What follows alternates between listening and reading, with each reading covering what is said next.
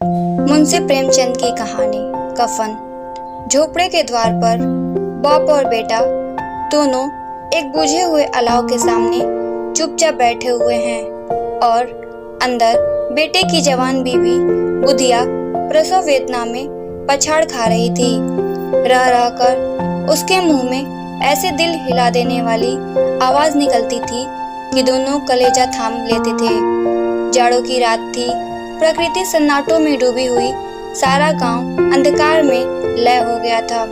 घीसू ने कहा, मालूम होता है बचेगी नहीं, सारा दिन दौड़ते हो गया, जा देख तो आ। माधव चिढ़कर बोला, मरना ही तो है, जल्दी मर क्यों नहीं जाती, देखकर क्या करूं, तू बड़ा बेदर्द है बे। साल भर जिसके साथ सुख चैन से रहा, उसी के साथ इतनी बेवफाई। तो मुझसे तो उसका तड़पना और हाथ पांव पटकना नहीं देखा जाता। चमारों का कुनबा था और सारे गांव में बदनाम। घीसू एक दिन काम करता तो 3 दिन आराम करता। माधव इतना कामचोर था कि आधे घंटे काम करता तो घंटे भर चिलम पीता। इसीलिए उन्हें कहीं मजदूरी नहीं मिलती थी। घर में मुट्ठी भर भी अनाज मौजूद हो तो उनके लिए काम करने की कसम थी। जब 2-4 फाके हो जाते तो घीसू पेड़ पर चढ़कर लकड़ियां तोड़ लाता और माधव बाजार से बेच लाता। और जब तक वो पैसे रहते दोनों इधर उधर मारे मारे फिरते। गांव में काम की कमी न थी। किसानों का गांव था। मेहनती आदमी के लिए 50 काम थे, मगर इन दोनों को उसी वक्त बुलाते जब 2 आदमियों से एक काम पाकर भी संतोष कर लेने के सिवा और कोई चारा न होता। अगर दोनों साधु होते तो उन्हें संतोष और धैर्य के लिए संयम और नियम की बिल्कुल जरूरत न होती। यह तो इनकी प्रकृति थी। विचित्र जीवन था इनका। घर में मिट्टी के 2-4 बर्तन के सिवा कोई संपत्ति नहीं थी। फटे चिथड़े से अपनी नग्नता को ढके हुए जिया करते थे। संसार की चिंताओं से मुक्त, कर से लदे हुए, गालियां भी खाते, मार भी खाते, मगर कोई गम नहीं। दिन इतने की वसूली की बिल्कुल आशा न रहने पर भी लोग इन्हें कुछ न कुछ कर्ज दे देते थे। मटर आलू की फसल में दूसरों के खेतों से मटर या आलू उखाड़ लाते और भून भान कर खा लेते, या 10-5 ओक उखाड़ लाते और रात को चूसते।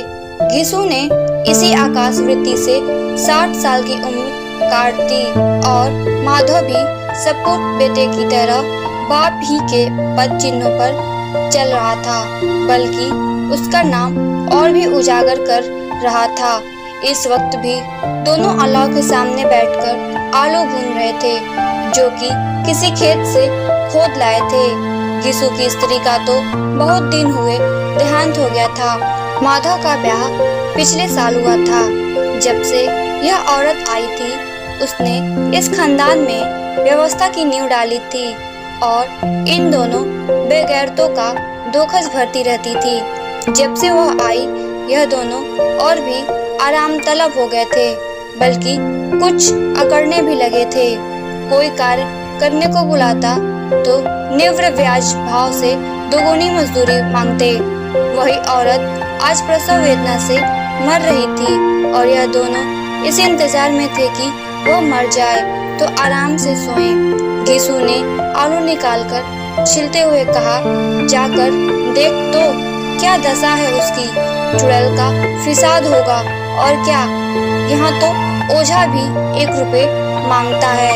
माधव को भय था कि वह कोठरी में गया तो घीसू आलू का बड़ा भाग साफ कर देगा। बोला, मुझे वहाँ जाते डर लगता है। डर किस बात का है, मैं तो यही हूँ ही, तो तुम ही जाकर देखो ना।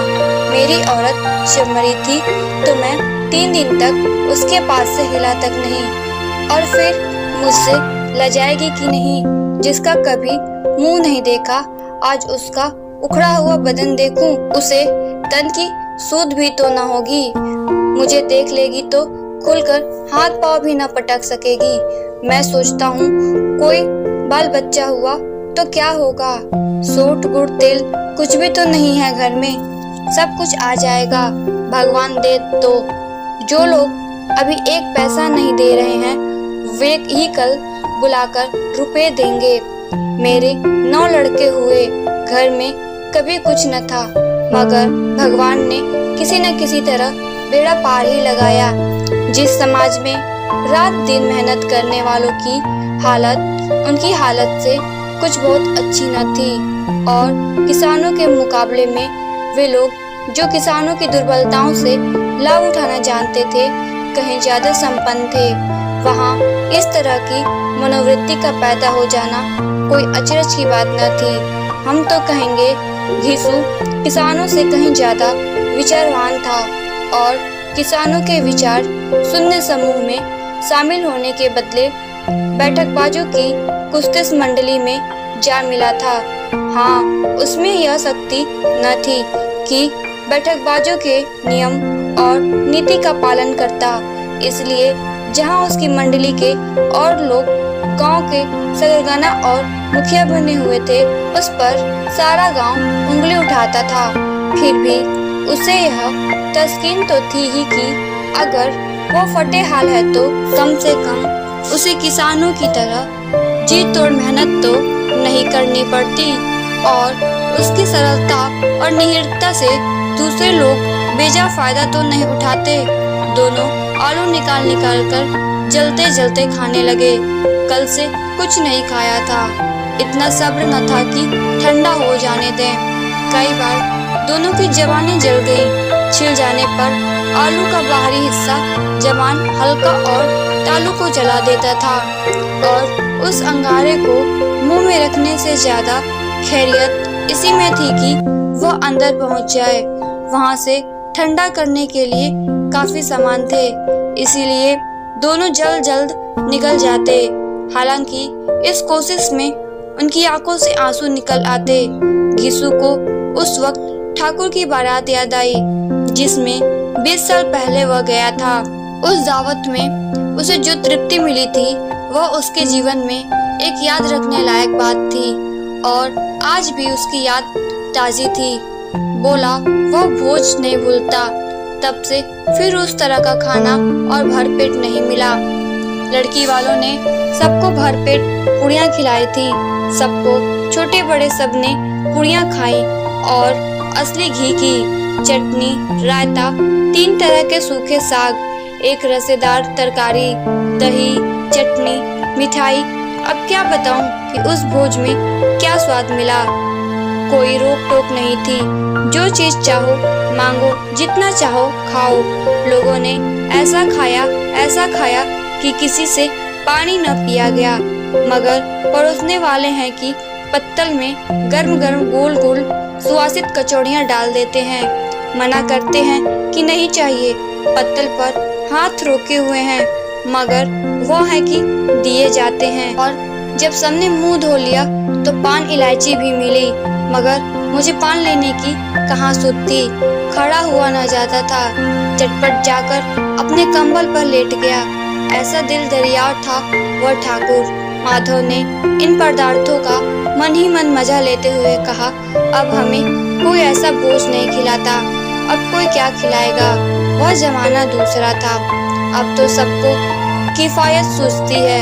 शादी ब्याह में मत खर्च करो, क्रियाकर्म में मत खर्च करो। पूछो गरीबों का माल बटोर बटोर कर कहाँ रखोगे, बटोरने में तो कमी नहीं है।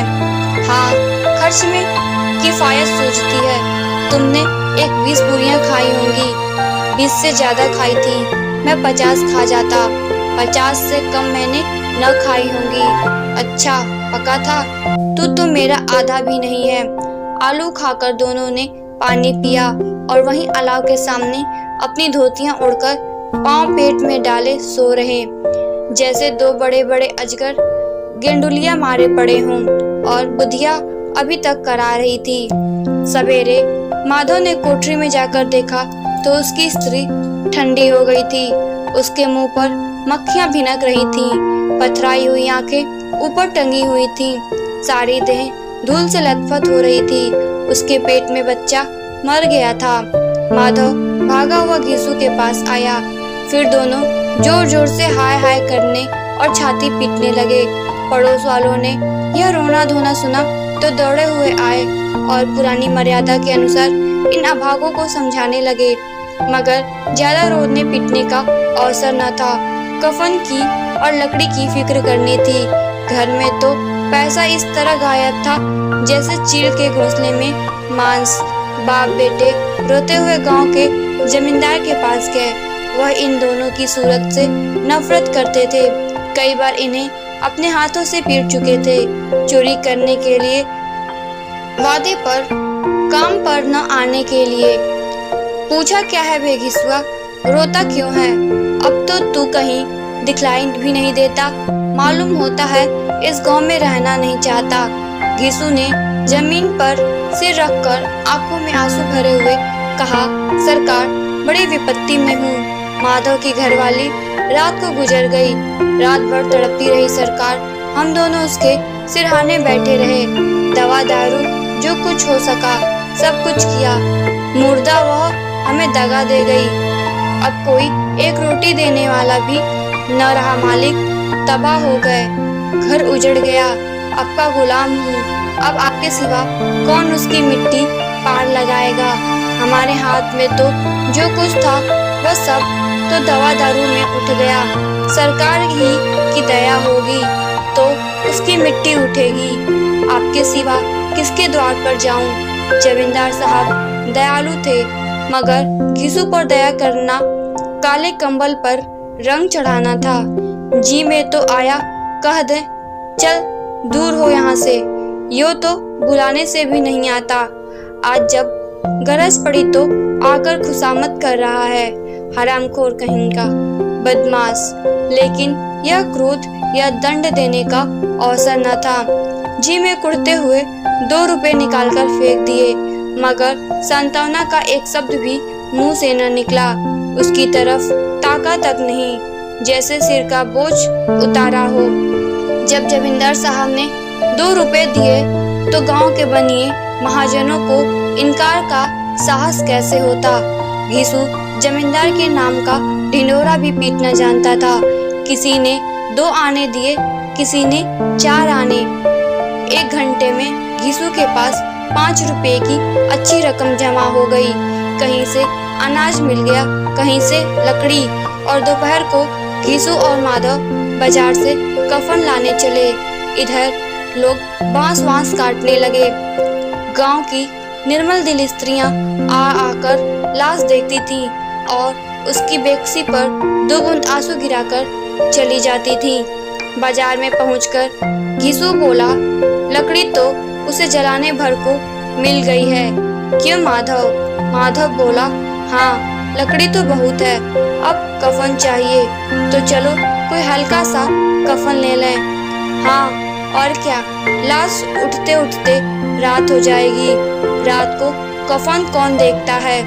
कैसा बुरा रिवाज है कि जिसे जीते जी तन ढांकने को चिथड़ा भी न मिले, उसे मरने पर नया कफन चाहिए। कफन लाश के साथ जल ही तो जाता है, और क्या रखा जाता है? यही 5 रुपए पहले मिलते तो कुछ दवा दारू कर लेते। दोनों एक दूसरे के मन की बात ताड़ रहे थे। बाजार में इधर उधर घूमते रहे। कभी इस बाजार की दुकान पर गए तो कभी उसकी दुकान पर। तरह तरह के कपड़े, रेशमी और सूती देखे, मगर कुछ जचा नहीं। यहाँ तक कि शाम हो गई। तब दोनों न जाने किस दैवी प्रेरणा से एक मधुशाला के सामने जा पहुंचे और जैसे किसी पूर्व निश्चित व्यवस्था से अंदर चले गए। वहां जरा देर तक दोनों असमंजस में खड़े रहे। फिर घिसू ने गद्दी के सामने जाकर कहा, साहू जी, एक बोतल हमें भी देना। उसके बाद कुछ चिखना आया, तली हुई मछली आई और दोनों बरामदे में बैठकर शांतिपूर्वक पीने लगे। कई कुंजियां ताबड़तोड़ पीने के बाद दोनों सरूर में आ गए। घिसू बोला, कफन लगाने से क्या मिलता, आखिर जल ही तो जाता, कुछ बहू के साथ तो न जाता। माधव आसमान की तरफ देखकर बोला, मानो देवताओं को अपनी निष्पापता का साक्षी बना रहा हो। दुनिया का दस्तूर है, नहीं लोग बावनों को हजारों रुपए क्यों दे देते हैं। कौन देखता है परलोक में मिलता है या नहीं। बड़े आदमियों के पास धन है, फूके हमारे पास फूकने क्यों आते हैं। लेकिन लोगों को जवाब क्या दोगे। लोग पूछेंगे नहीं कफन कहाँ है। घिसू हंसा, अबे कह देंगे कि रुपए कमर से खिसक गए, बहुत ढूंढा मिले नहीं। लोगों को विश्वास न आएगा, लेकिन फिर वही रुपए देंगे। माधव भी हंसा इस अनपेक्षित सौभाग्य पर, बोला बड़ी अच्छी थी बेचारी, मरी तो खूब खिला पिला कर। आधी बोतल से ज्यादा उड़ गई। घिसू ने 2 सेर पुड़ियां मंगाई, चटनी, अचार, कलेजियां। शराब खाने के सामने ही दुकान थी। माधव लपक कर 2 पत्तलों में सारे सामान ले आया। पूरा 1.5 रुपया खर्च हो गया, सिर्फ थोड़े पैसे बच रहे हैं। दोनों इस वक्त इस शान में बैठे पुड़िया खा रहे थे जैसे जंगल में कोई शेर अपना शिकार उड़ा रहा हो। न जवाबदेही का खौफ था, न बदनामी की फिक्र। इन सब भावनाओं को उन्होंने बहुत पहले ही जीत लिया था। घिसू दार्शनिक भाव से बोला, हमारी आत्मा प्रसन्न हो रही है तो क्या उसे पुण्य न होगा। माधव ने श्रद्धा से सिर झुकाकर तस्दीक दी कि जरूर से जरूर होगा। भगवान तुम अंतर्यामी हो, उसे बैकुंठ ले जाना। हम दोनों हृदय से आशीर्वाद दे रहे हैं। आज जो भोजन मिला वह कभी उम्र भर न मिला था। एक क्षण के बाद माधव के मन में एक शंका जागी। बोला, क्यों दादा, हम लोग भी एक न एक दिन वहां जाएंगे ही। घिसू ने इस भोले भाले सवाल का उत्तर न दिया। वह परलोक की बातें सोचकर इस आनंद में बाधा न डालना चाहता था। जो वहां हम लोगों से पूछे कि तुमने हमें कफन क्यों नहीं दिया तो क्या कहोगे। कहेंगे तुम्हारा सिर। पूछेगी तो जरूर, तू कैसे जानता है कि उसे कफन न मिलेगा। तुम मुझे ऐसा गधा समझता है। 60 साल क्या दुनिया में घास खोदता रहा हूँ। उसको कफन मिलेगा और बहुत अच्छा मिलेगा। माधव को विश्वास न आया। बोला, कौन देगा। रुपए तो तुमने चट कर दिए। वह तो मुझसे पूछेगी। उसकी मांग में तो सिंदूर मैंने डाला था। कौन देगा, बताते क्यों नहीं। वही लोग देंगे जिन्होंने अब की दिया। हाँ, अब की रुपए हमारे हाथ न आएंगे। ज्यों-ज्यों अंधेरा बढ़ता था और सितारों की चमक तेज होती थी, मधुशाला की रौनक भी बढ़ती जाती थी। कोई गाता था, कोई डींग मारता था, कोई अपने संगी के गले लिपट जाता था, कोई अपने दोस्त के मुंह में कुल्हड़ लगाए देता था। वहाँ के वातावरण में सरूर था, हवा में नशा। कितने तो यहाँ आकर एक चुल्लू में मस्त हो जाते थे। शराब से ज्यादा यहाँ की हवा उन पर नशा करती थी। जीवन की बाधाएं यहाँ खींच लाती थी और कुछ देर के लिए यह भूल जाते थे कि वे जीते हैं या मरते हैं, या न जीते हैं न मरते हैं। और यह दोनों बाप बेटे अब भी मजे ले लेकर चुस्कियां लड़ा रहे थे। सबकी निगाहें इनकी ओर जमी हुई थी। दोनों कितने भाग्य के बली हैं। पूरी बोतल बीच में है। भरपेट खाकर माधव ने बची हुई पुड़ियों का पत्तल उठाकर एक भिखारी को दे दिया, जो खड़ा इनकी ओर भूखी आंखों से देख रहा था और देने के गौरव, आनंद और उल्लास का अपने जीवन में पहली बार अनुभव हुआ। घिसू ने कहा, ले जा, खूब खा और आशीर्वाद दे। जिसकी कमाई है वह तो मर गई, मगर तेरा आशीर्वाद उसे जरूर पहुंचेगा। रोए रोए से आशीर्वाद दो। बड़ी गाढ़ी कमाई के पैसे हैं। माधव ने फिर आसमान की तरफ देखकर कहा, वह बैकुंठ में जाएगी दादा, बैकुंठ की रानी बनेगी। घिसू खड़ा हो गया और जैसे उल्लास की लहरों में तैरता हुआ बोला, हाँ बेटा, बैकुंठ में जाएगी। किसी को सताया नहीं, किसी को दबाया नहीं, मरते मरते हमारी जिंदगी की सबसे बड़ी लालसा पूरी कर गई।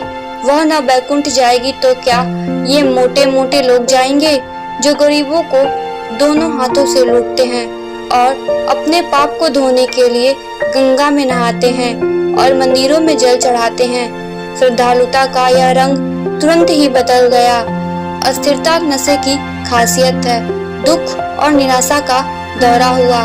माधव बोला, मगर दादा, बेचारी ने जिंदगी में बड़ा दुख भोगा, किंतु कितना दुख झेलकर मरी। वह आंखों पर हाथ रखकर रोने लगा, चीखें मार मार कर। यीशु ने समझाया, क्यों रोता है बेटा? खुश हो कि वह माया जाल से मुक्त हो गई, जंजाल से छूट गई। बड़ी भाग्यवान थी जो इतनी जल्द माया मोह के बंधन तोड़ दिए। और दोनों खड़े होकर गाने लगे, ठगिनी क्यों नैना झमकावे ठगिनी। पियक्कड़ों की आंखें इनकी ओर लगी हुई थी और यह दोनों अपने दिल में मस्त गाए जाते थे। फिर दोनों नाचने लगे, उछले भी, कूदे भी, गिरे भी, मटके भी, भाव भी बताए, अभिनय भी किए और आखिर नशे में मदमस्त होकर वहीं गिर पड़े। दोस्तों, अगर आप लोगों को यह कहानी अच्छी लगी तो इस चैनल को लाइक और सब्सक्राइब करें। धन्यवाद।